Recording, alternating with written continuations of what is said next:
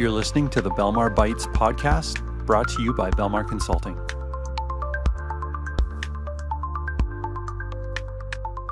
Okay, welcome back to the Belmar Bytes podcast. I have Austin Stonebreaker with me today. This is our 16th episode, and excited to change gears a little bit and have a conversation with a friend and a colleague of mine that I've been working with for the last couple of years within the United States Senate. And so we got lots to talk about. Austin, welcome, and thanks for doing this with me today. Yeah, Scott, thanks for having me on the show. Happy to be here. Awesome. Well, why don't we just start with a bit of background? I know you, but those listening may not, and so I think it'd be great just to give some of your background, kind of where you live, what you sort of your career trajectory, and we can, as we get into this conversation, talk about what you're doing today. But why don't you give folks a bit of history in terms of your background? Yeah, absolutely, Scott. So I spent the last decade working with members of Congress, helping them reach more of their constituents through digital channels. So I served as a digital director for a few committees in the U.S. House of Representatives, and then moved on to the U.S. Senate, where I served as digital director for two fairly prominent senators, John Cornyn of Texas and Katie Britt of Alabama. And in those roles, I had, first off, just an incredible front row seat to some of the most amazing policymaking and legislative actions that Congress has undertaken over the last 10 years. You know, I think we can all agree it's been an interesting decade in American politics. I started on the Hill in 2016, and we've seen a lot of very interesting things happen in the time since then. So getting to see that up close and personal, and then having truly the privilege of helping those members of Congress communicate about the things that they're working on back to their constituents at home. Yeah, awesome. So a lot of that had to do with email, and of course that's how you and I got to start working together, bringing Salesforce into the Senate. Yeah. So you're in the DC area. You're working, as you described, you've worked on Capitol Hill, and we'll get into talking about where you're at today in terms of your business. But maybe just to pick up on a couple of things that you communicated. So we got connected a few years ago around an opportunity within a Senate office, and that, admittedly, for Belmar at the time was new territory in terms of we had not worked within the U.S. Senate. We had, however, worked within political campaigns and other membership-based organizations that were political in nature within the DC, greater DC area.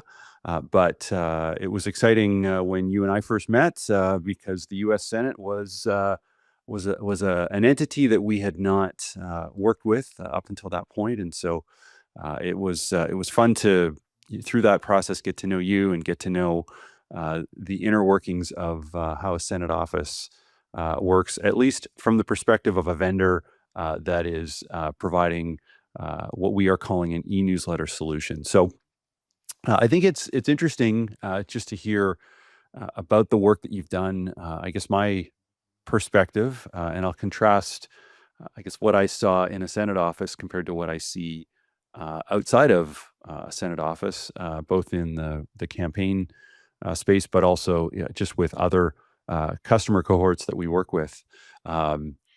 It's an incredibly fast-paced environment within the Senate. The expectations, and again, these are my words, not the words of you or anybody else, but the expectations are that communicating with constituents needs to make an impact. But historically, and I guess just from serving many of the Senate offices, they're very immature in terms of the tools that they're using, and really just the measuring of the work that's being done, specifically from sort of this email communication perspective. So I'd love for you to maybe just unpack that a little bit more as to not so much throwing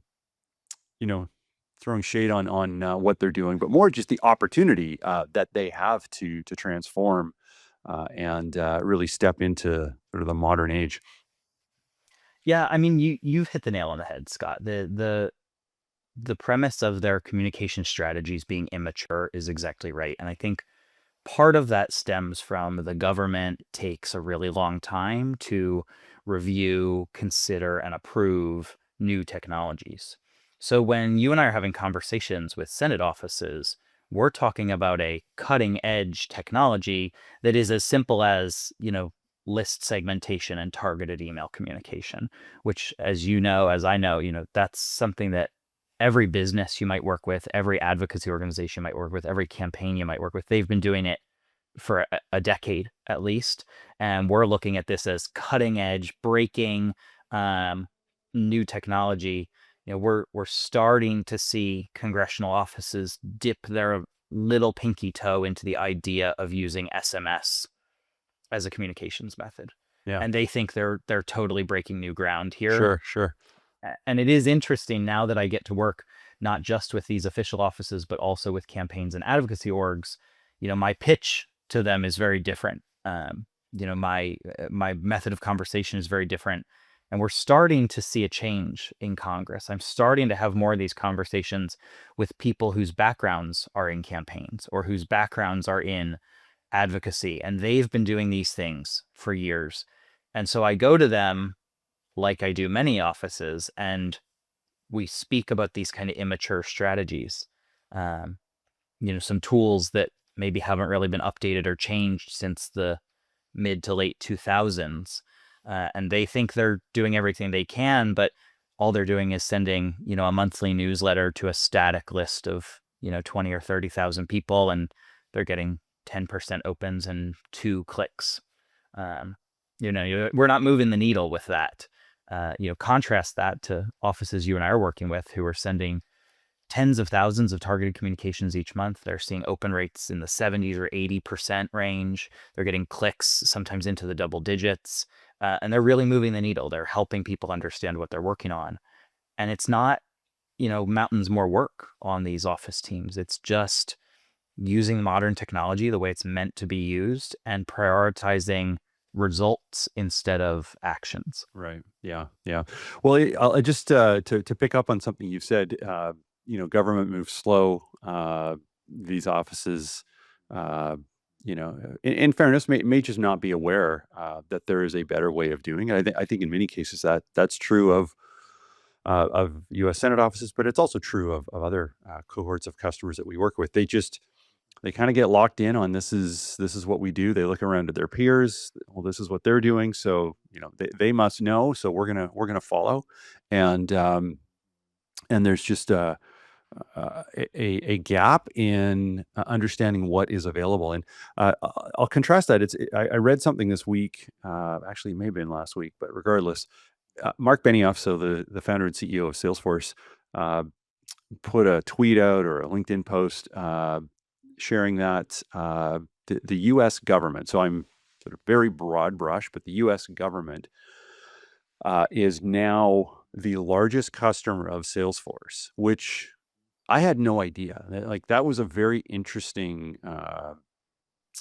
message that he shared, and it was backed by Salesforce introducing kind of some new Gov Cloud capabilities. So I think it was interesting to hear that Salesforce is, pardon me, the U.S. federal government is uh, the number one customer for Salesforce.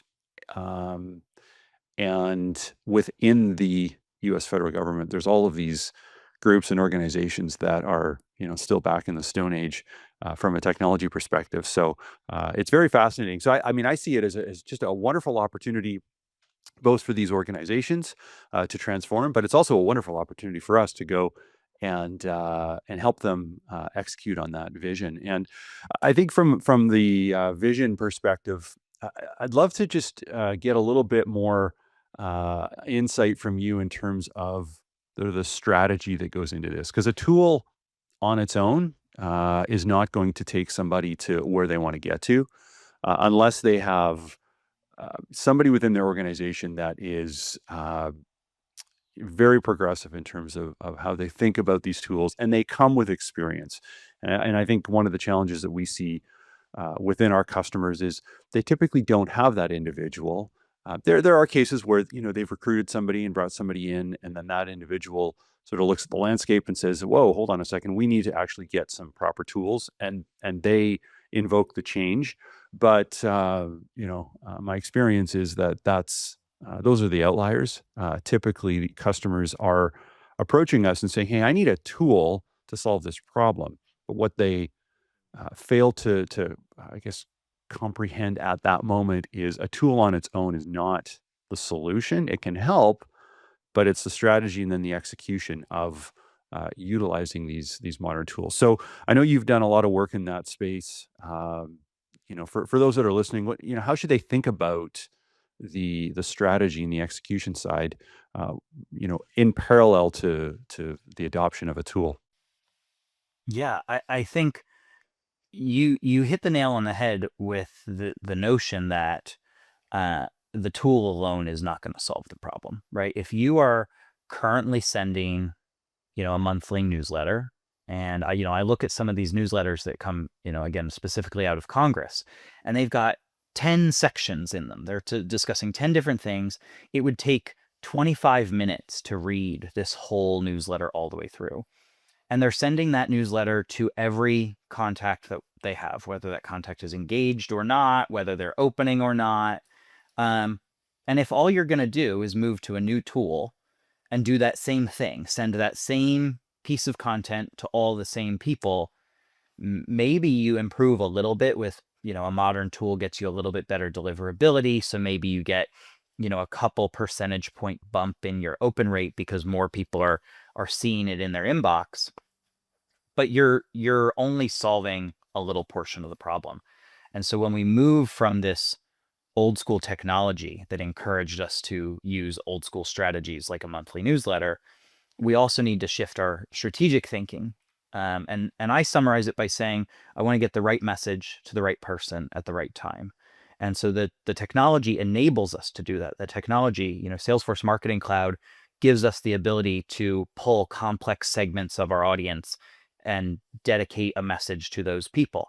And then we have tools like dynamic content that say we can really refine that even more.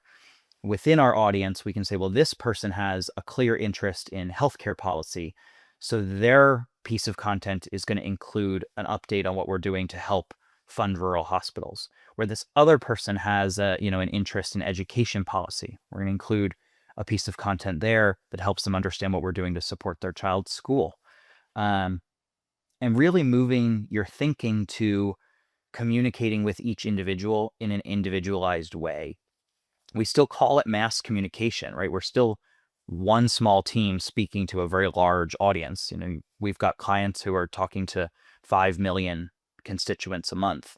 But they're doing their best to make that contact, each individual person, feel as if they are receiving a message directly curated for them. And it doesn't mean we're lying about content. We would never encourage that from our clients. Instead, we're highlighting and prioritizing the things that matter to each individual contact. And it's this new technology. It's the actual modern technology, things like Salesforce Marketing Cloud, that enable us to do that without creating, 100 man hours of work each week.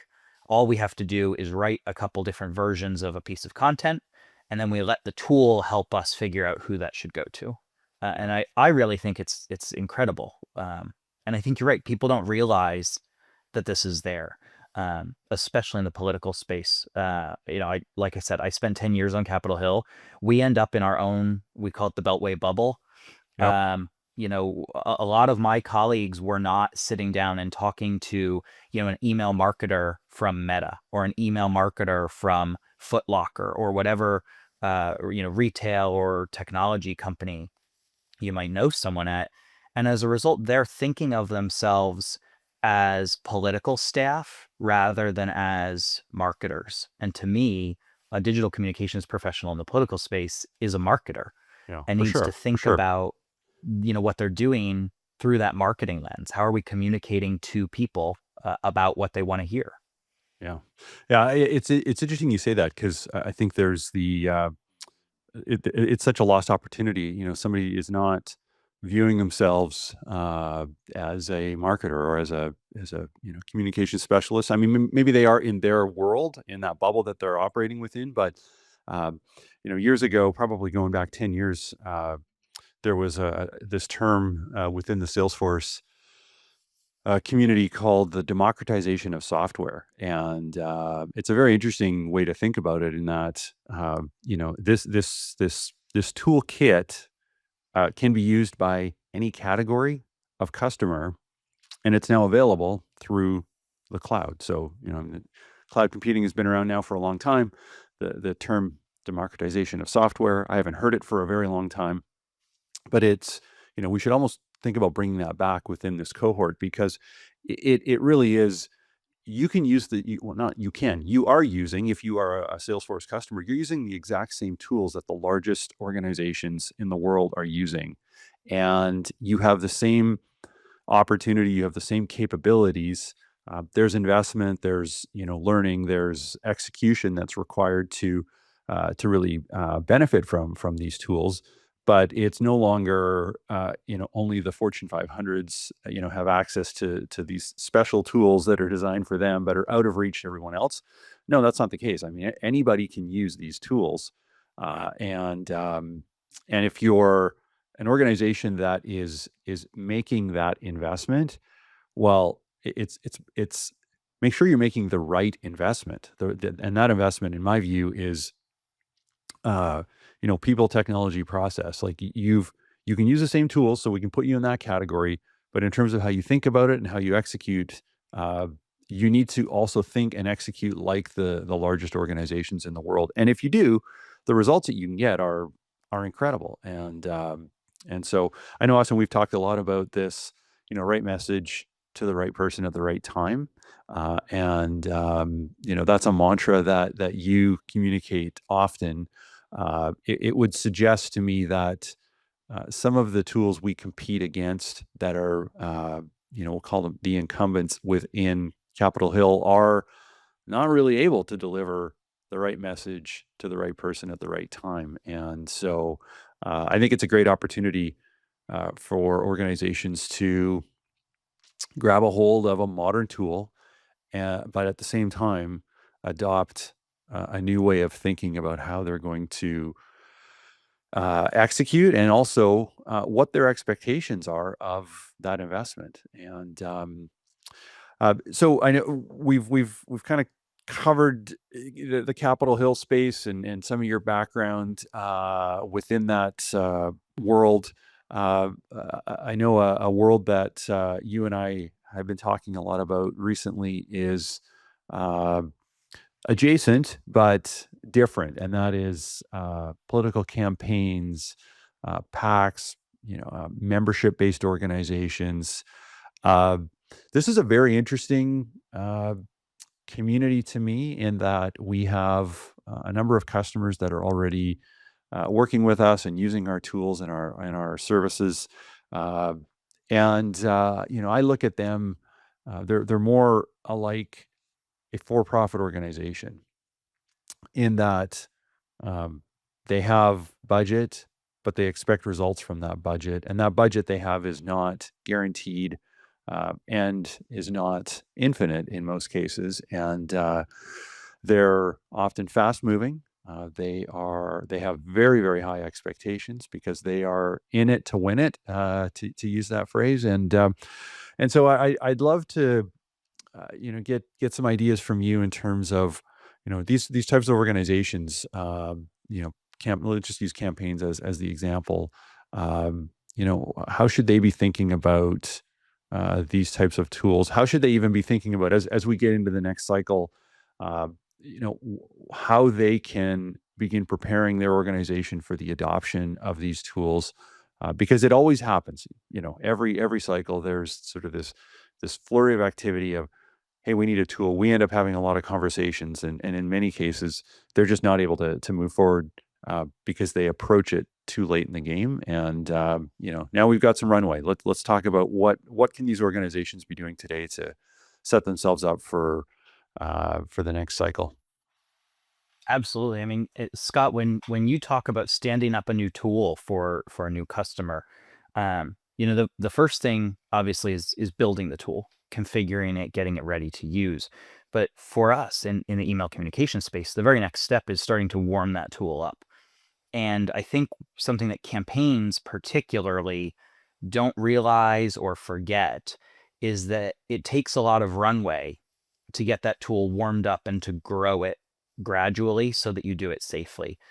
As more of these inbox providers, Gmail, Yahoo, and AOL particularly, are starting to deploy AI agents to help screen for spam, they're starting to deploy all of these tools to help screen out junk mail, screen out promotional mail. It's really important that we behave like a regular person emailing. um, and we have different ways of doing that for different types of clients. But for a campaign, it's going to take a couple months to get through warming up your IP address, warming up a new batch of contacts that you might be bringing in from an old tool, and kind of gradually growing the scale of your mailable audience over time so that you don't get relegated to the spam box, or sometimes even worse, the promotions folder. People periodically check their junk mail folder to see if something went there, but I don't know anyone who ever checks their promotions tab of their inbox, because it's truly just your valid junk marketing mail. And so getting into that primary inbox is such the heart of the goal, and it takes some caution and some time to build up your scale and your scope to the point that you can email a large number of people all at once, regularly, and expect to land there. And, I talk to some of my clients now.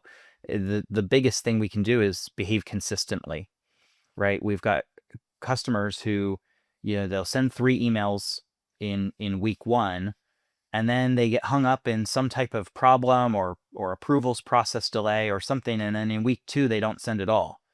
Well, then they come back in week 3 and they want to send to just as big of an audience as they did in week 1.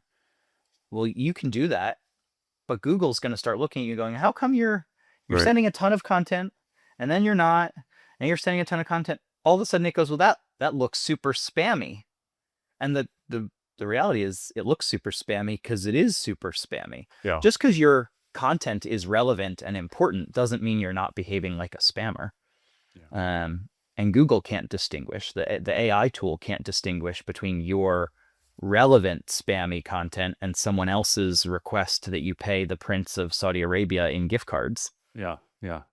Yeah. Okay. Well, so good insight there in terms of there's a there's a timeline to implement a tool. There's a timeline to warm that tool up to get it recognized by the big email providers. So those are important. I guess there's also from the perspective of just, and I know this is another service that you are offering, which is around data acquisition. So, the strategy and the timeline, those sort of intersect for sure around being able to communicate to an audience. So let's talk about that strategy, and then love to hear a little bit more in terms of uh, what is possible in terms of the acquisition of data. So, uh, give me your ideas here on that strategy around building your audience, and what's the if somebody was bringing you in to help with that, what would you advise? Yeah. So say you're a statewide campaign and you have a list of 50,000 emails that you've been working with. They're mostly organic signups. But you're going to be running a statewide campaign in, let's say, Alabama. Well, you've got 50,000 email addresses in your database, but Alabama's got 5.2 million people in it. So clearly you're not getting to a meaningful proportion of your potential voters, um, using just your organic signups. And I think a lot of our partners are seeing that. And so what we encourage is, well, let's go out to the data brokerages and let's buy some data. Campaigns, advocacy organizations that are C3s and C4s, they are perfectly allowed to go out and purchase lists. Um, there are some strategic considerations on how you warm up that list, how you bring those and integrate them into your operation. And that's obviously something that you and I work on a lot with our customers. But I think when we're looking at data acquisition, there's kind of two routes you can go. There's lots of companies out there that will, for fairly cheap per contact, they'll sell you a big old list of however many contacts you want in the state. So if we're looking at Alabama, excuse me, we know that there are about 2.2 million total contacts available in the state of Alabama right now.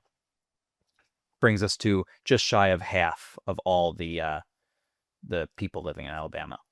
And so you could go out and just buy a list from a brokerage. And what they usually do is every so often they go to the county board of elections, and for $20 they buy a copy of the voter rolls for that county. And that'll include the email address, it'll include all kinds of information. But we know the counties are not keeping those records particularly clean. So this company goes out, they buy a whole county's worth of records for $20, and then they'll sell those records back to you for 8 or 10 cents a record. And I've purchased those kinds of records before, and I would say we got a lot of bad information in there. 20, sometimes even 30% will bounce right off the bat because the email addresses are just wrong. There's problems with them. Instead, what we do with our clients is we go out, we source from a variety of databases, and we really clean up the data beforehand. So you're not just going to one source and buying a list. Instead, we partner with an organization like a campaign, and we say, well, who do you want to talk to? And say this particular candidate is going to run on a campaign mostly focused on education priorities, right? They believe that's the winning message in their state. So let's go out and find the contacts that will most care about education. So maybe we start with an easy one. Let's go get contacts for teachers and school administrators, people who work in education. Then the next step is let's go get contacts for people whose kids are in school, right? Parents of school-aged kids. Now all of a sudden, we can go and buy the same number of contacts, right? Maybe you were going to buy 1 million from, brokerage A. You still buy 1 million. You pay a couple cents more a contact. And we're talking pennies, right? Maybe instead of 10 cents, it's 13 cents per contact. And so you're paying a little bit more, but instead of just getting a random swath of people, 30% of which might be wrong, you get a targeted audience who's inherently already going to care about the things you're talking about. And we make sure that the data is right. We go through, we clean it, we remove all the invalid stuff. We would never sell you a contact you already have or a contact that's not right. Like I said, when I was working on Capitol Hill, I bought that kind of bad data. And I refuse now that I'm off the hill to sell that kind of bad data. But from a strategic perspective, we've now created an audience. Our entire audience is already primed to care about the things we're going to talk about. And we might delve deeper. In fact, I would encourage us to delve deeper into the segmentation of that audience. But we're starting from a place where everyone already cares about our issues. For another candidate, maybe they're going to talk a lot about defense and national security. So maybe their target audience looks a lot like police officers and veterans and those types of folks who are going to be primed to care. But rather than it's so often, Scott, when you and I talk, it almost always comes back to we can't do one size fits all, whether it's moving away from a one size fits all newsletter or moving away from a broad swath data acquisition strategy to something targeted. We're doing our targeting before we even bring the contacts into your system, right? And then when you have these targeted audiences, you go a step further and you drill down and you say, okay, well, this person cares deeply about funding for public schools, where this other person, maybe they care more about school choice or they care about, parochial schools. Right. Yeah. And you can really dig in. So real segmentation, and I think that's interesting. I know a conversation that you and I have had with customers is the strategy around data acquisition versus other strategies, i.e. more organic growth, having call to actions on a website, call to actions on social media posts, and trying to entice somebody to click a button to sign up. I mean, if you can get them to do that, man, you've got a high quality contact, somebody who is interested in hearing from you. But That strategy is, I guess, it's a long tail. It takes a while, and it also can take a lot of dollars to make that work. So it is interesting to think about just this data acquisition strategy, and I know that the work that we've done together, uh, the customers are very very happy with the quality of the data, and it just the sort of the ability to really niche down and segment and get that list that is very targeted to that message they're trying to communicate. So that's awesome. I guess when you think about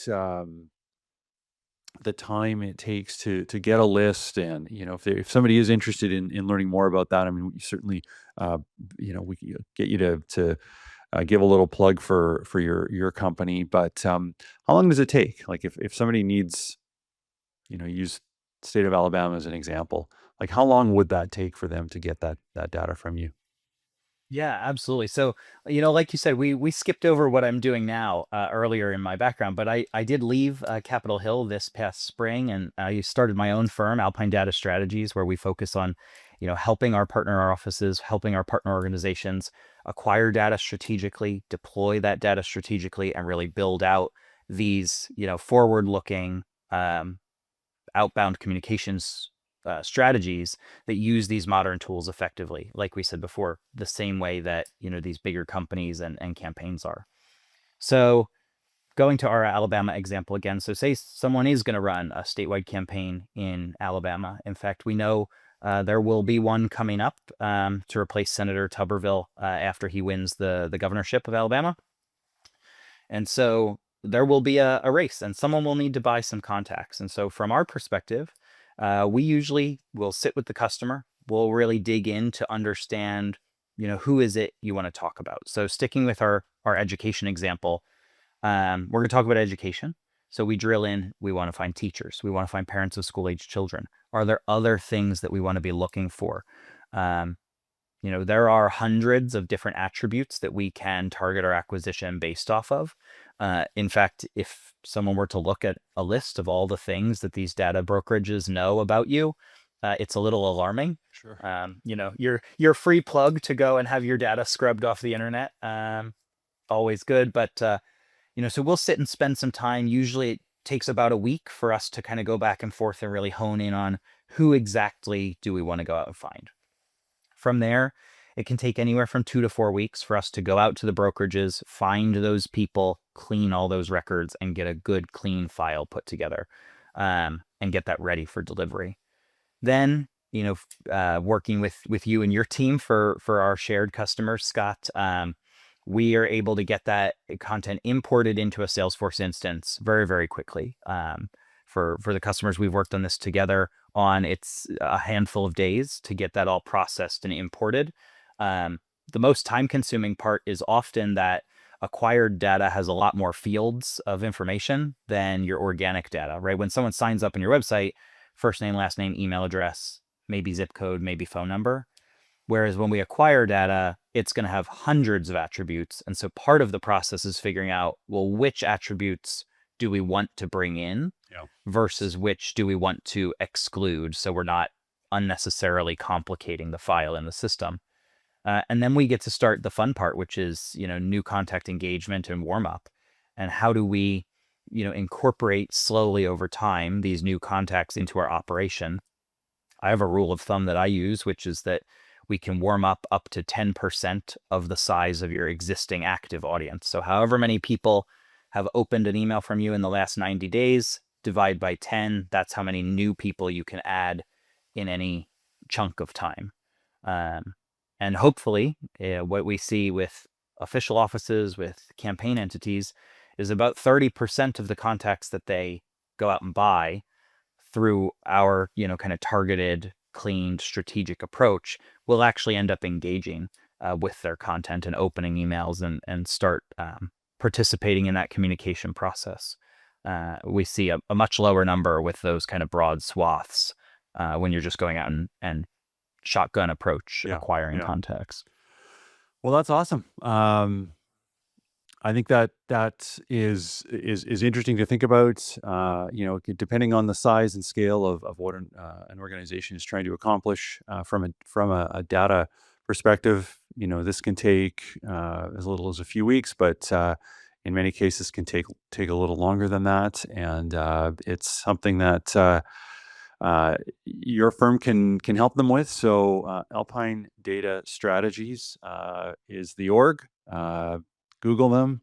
Austin Stonebreaker, thanks for doing this. I appreciate it, and looking forward to just this relationship moving forward. The opportunities that we have together, and as we've already covered on this episode, just the impact that these organizations can feel by the adoption of new process, new tools, new data, and it's out there and it's available. So if anybody who is listening to this is interested in learning more, you know how to find us. On our website, belmarcloud.com.